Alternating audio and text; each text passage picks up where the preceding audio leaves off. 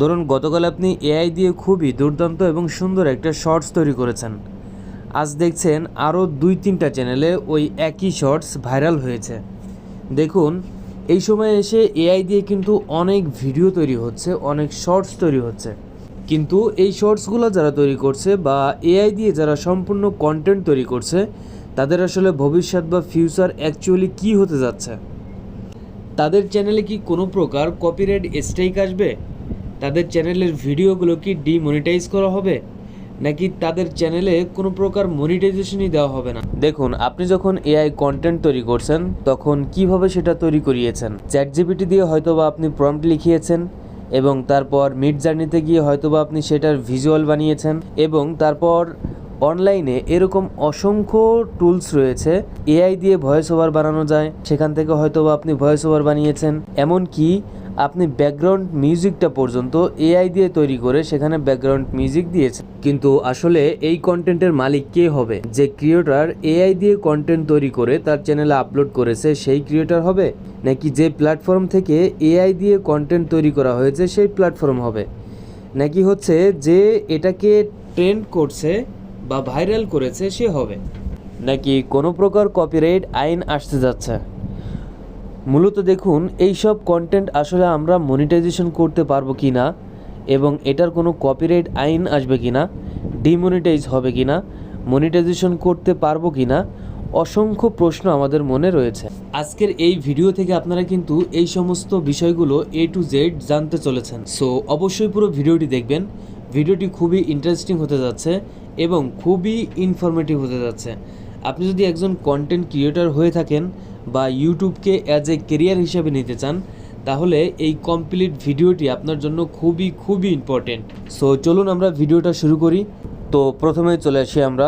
ধরে নিন আপনি হচ্ছে আপনার ক্যারেক্টারের মধ্যে শাহরুখ খানের ফেসকে এআই দিয়ে বানিয়ে আপনি হচ্ছে একটা ভিডিও তৈরি করলেন, অথবা হচ্ছে আপনি কোনো পপুলার সিঙ্গার তার যে কণ্ঠটা আছে সেই কণ্ঠটাকে আপনি কপি করলেন। তাহলে এটা কি ফেয়ার ইউজ পলিসির আন্ডারে পড়বে? এক কথায় যদি উত্তর দেই তাহলে বলবো না, কখনোই না। এটা ফেয়ার ইউজ পলিসির আন্ডারে পড়বে না, বরং রিউজ কন্টেন্ট ভায়োলেশনের সমস্যা আপনার চ্যানেলে আসতে পারে। সেই সাথে এখন কিন্তু এই সময়ে এসে অনেক দেশ বিভিন্ন প্রকারের মতামত প্রকাশ করছে। যেমন ইউরোপ এবং ইউএসএ থেকে অলরেডি বলেছে যে সম্পূর্ণ এআই দিয়ে কন্টেন্ট যেগুলো তৈরি করা হয়েছে সেই সমস্ত কন্টেন্টগুলোর উপর কপিরাইট প্ল্যান্টিং আসতে পারে।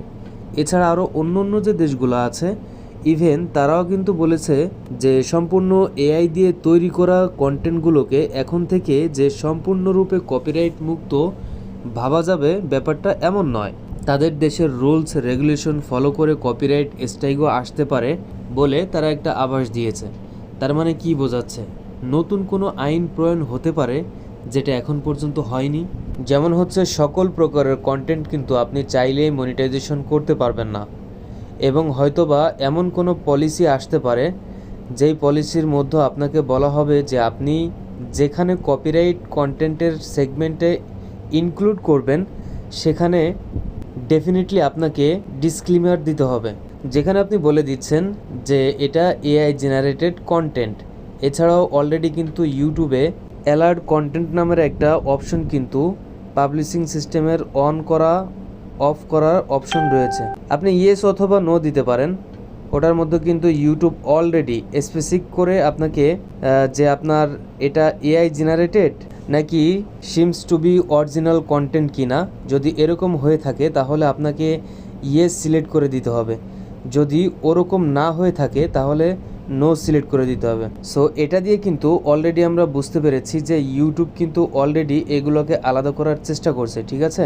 এটা নিয়ে আমরা বিস্তারিত একটু পরে কথা বলবো। তো এটা ছাড়াও এমনও হতে পারে যে অনেক সোশ্যাল মিডিয়া প্ল্যাটফর্ম কিন্তু এখন কন্টেন্ট মনিটাইজেশনের মাধ্যমে ইনকাম দিচ্ছে। যেমন ইউটিউব, ফেসবুক, হয়তো বা আস্তে আস্তে ভবিষ্যতে অদূর ভবিষ্যতে আরও অন্য প্ল্যাটফর্মও আসবে। সো এই প্ল্যাটফর্মগুলো কিন্তু এআই জেনারেটেড কন্টেন্ট নিয়ে অলরেডি কাজ করা শুরু করে দিয়েছে। এর কারণে যেটা হতে পারে সেটা হচ্ছে আপনার চ্যানেলের সম্পূর্ণ এআই দিয়ে বানানো কন্টেন্টগুলোকে ডিমনিটাইজ করা হতে পারে, বা আপনার সেই চ্যানেলকে মনিটাইজ করা হবে না যে চ্যানেলে সম্পূর্ণ এআই কন্টেন্ট তৈরি করেছেন, ঠিক আছে? আর সেই সাথে যদি আপনার এটার উপর কোনো প্রকার মনিটাইজেশনের পলিসি সম্পূর্ণরূপে আসলে আরোপ করা নাও হয়ে থাকলে তাহলে কিন্তু সেটা পরবর্তীতে যে কোনো প্ল্যাটফর্মে যে কোনো সময় আসতে পারে। কারণ হচ্ছে এটা নিয়ে অলরেডি সকল প্ল্যাটফর্ম কাজ শুরু করে দিয়েছে। এবার একটু লিগ্যাল ইস্যুর কথা বলি। এক্সট্রিমলি আমরা জানি কপিরাইট একজন স্বত্বাধিকারীকে দেওয়া হয়, মানে যে হচ্ছে অরিজিনাল কপিরাইট ওনার বা একটা কন্টেন্টের মালিক। কপিরাইট কিন্তু বা কপিরাইটের যে আইনটা, কপিরাইটের যে অ্যাক্টারটা, এটা কিন্তু দেওয়া হয় একজন অথরকে। সো মানুষ অথর হতে পারে, এআই কিন্তু অথর হতে পারে না এখন পর্যন্ত। মানে আপনি যদি কোনো সৃজনশীল কোনো কাজ আপনার নিজের মাধ্যমে উদ্বোধন করেন তখন সেই কাজের জন্য আপনাকে কপিরাইট ওনারশিপ দেওয়া হয়। এখন এআই দিয়ে আপনি যেটা তৈরি করছেন সেটা সম্পূর্ণরূপে এআই হলে কিন্তু সেটার অথরশিপ আপনার কাছে যায় না। তো এখন কথা চলে আসে, যেহেতু আপনি হচ্ছে মানে লিগ্যাল ইস্যুর কথা বলছেন, সেক্ষেত্রে ডেফিনেটলি কিন্তু তখন আপনি এআই দিয়ে কন্টেন্ট তৈরি করছেন, তখন আপনি যেহেতু সেটার লিগালি মালিক না এবং এআইও সেটার মালিক না। কারণ হচ্ছে এআই তো কখনো হচ্ছে অথরশিপ হতে পারে না, সেক্ষেত্রে এটার একটা ডিস্টারশিপ ইস্যু হতে পারে। যার কারণে কিন্তু বিভিন্ন দেশ বলছে এআই দিয়ে সম্পূর্ণরূপে কন্টেন্ট তৈরি করলে সেটার উপর কপিরাইট মানে পলিসি আসতে পারে। অনেক কথা হলো, এখন চলে আসি যে আসলে কন্টেন্ট ক্রিয়েটরদের কি করা উচিত। ক্রিয়েটরদের ডেফিনেটলি এমনভাবে কাজ করা উচিত যে আপনি যদি একজন কন্টেন্ট ক্রিয়েটর হতে চান যে আপনার লাইফটাকে সিকিউর রাখতে কন্টেন্ট ক্রিয়েশন লাইফকে। কারণ দেখুন, আপনি যদি সত্যি এআই ব্যবহার করে কাজ করতে চান, এবং এমন একটা সময় এখন এসেছে যে ডেফিনেটলি আপনাকে কিন্তু এআই ব্যবহার করতেই হবে। এআইকে কোনোভাবে আপনি আসলে এড়িয়ে চলতে পারবেন না, তবে সেটা আপনি চেষ্টা করবেন এআই হিউম্যান টাচের বা এআই আপনার যে সৃজনশীলতা আছে এই দুইটার যে কমিউনিকেশন বা মিক্সিং, এটা করে কাজ করার চেষ্টা করবেন। তবে এখানে একটা জিনিস ডেফিনেটলি আপনাদেরকে আমি ইনক্লুড করতে চাই, সেটা হচ্ছে যদি আপনি এআই সেকশনে কোনো আপনার ভিডিও পোরশন রাখেন যেখানে আপনি এআই ইনক্লুড করছেন, এআই দিয়ে কোনো কিছু আপনি উদাহরণ দেখিয়েছেন বা রেফারেন্স দেখিয়েছেন, সেক্ষেত্রে আপনি সেই জায়গায় আপনার ভিডিওর যে কোনো একটা কর্নারে কিন্তু ডিসক্লেম হিসাবে লিখে দিতে পারেন, ছোট্ট করে অথবা একটু লিখে দিলেই হয় এআই জেনারেটেড। হ্যাঁ, ফর এক্সাম্পল ইউজ অনলি, ঠিক আছে।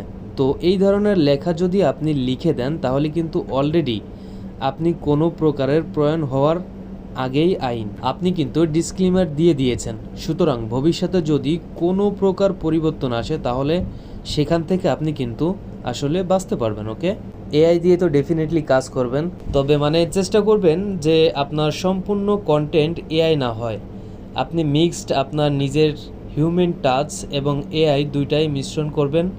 তবে আপনার হিউম্যান টাচ এবং আপনার নিজস্ব সৃজনশীলতা যেন সেখানে বেশি থাকে, নিজস্ব হিউম্যান টাচ বা কাজটা বেশি থাকে। স্ক্রিপ্ট নিজে লেখার চেষ্টা করবেন। যদি আপনি এআই দিয়ে স্ক্রিপ্ট লেখেন কোনো প্রবলেম নেই, তবে সেক্ষেত্রে আইডিয়া, আউটলাইন এগুলো যেন আপনার হয়, কথাগুলো যেন আপনার হয়। সম্পূর্ণ এআইয়ের হেল্প আপনি নেবেন না, সম্পূর্ণ এআইয়ের উপর নির্ভরশীল হবেন না। ওকে, আর পরবর্তীতে আর একটা জিনিস আপনাদেরকে যাওয়ার আগে বলে দিতে চাই, সেটা হচ্ছে অলরেডি আপনি এআই নিয়ে কন্টেন্ট তৈরি করেছেন এবং ভবিষ্যতে করবেন ভাবছেন, তাহলে সেক্ষেত্রে অবশ্যই আপনি ভিডিও আপলোড করার সময় অ্যালার্ট কন্টেন্ট যে অপশনটা রয়েছে ইউটিউবে আপলোড করার সময়, সেটার যে ইয়েসটা আছে এটা ইনেবল করে দিবেন, ঠিক আছে। সেটা অন করে রাখবেন, নো দিবেন না, অন করে রাখবেন এই জন্য যাতে করে ভবিষ্যতে কোনো প্রকারের ডিভাইলেশন হলে সেক্ষেত্রে আপনি সেফ জোনে থাকবেন, যে আপনি এটা অলরেডি স্বীকারোক্তি দিয়েছিলেন যে আমার এখানে এআই জেনারেট কন্টেন্ট ছিল, যেটা খুবই ইম্পর্টেন্ট।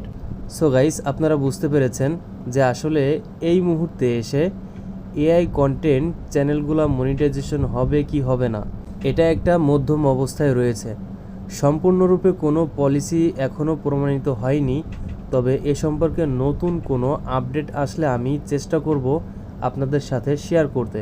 সেই আপডেটগুলো পাওয়ার জন্য চ্যানেলটি সাবস্ক্রাইব করবেন। ফেসবুক পেজ থেকে ভিডিওটি দেখে থাকলে ফেসবুক পেজটিকে ফলো দিয়ে পাশে থাকবেন।